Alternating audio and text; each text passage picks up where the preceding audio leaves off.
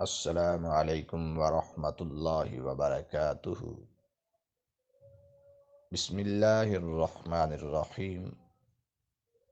قرآن حکیم کی روشنی میں فرقہ واریت کی مذمت، صراط مستقیم کی پہچان اور نا معاف ہونے والے گناہ کی نشاندہی ہم کریں گے۔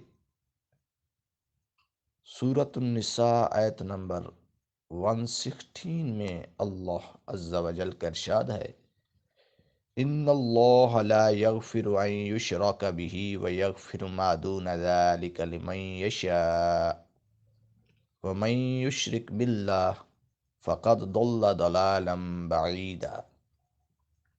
بے شک اللہ عز و جل ہرگز شرک کو معاف نہیں کرے گا، اس کے علاوہ جو بھی گناہ ہوں جس کے لیے چاہے معاف فرما دے گا۔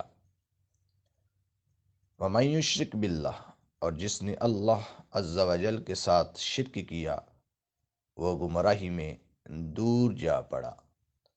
میرے بھائیو، یہ آیات بالکل واضح الفاظ کے ساتھ بتا رہی ہیں کہ اس کی کوئی معافی نہیں جس نے کسی قسم کا بھی شرک جو ہے اللہ کے ساتھ کیا۔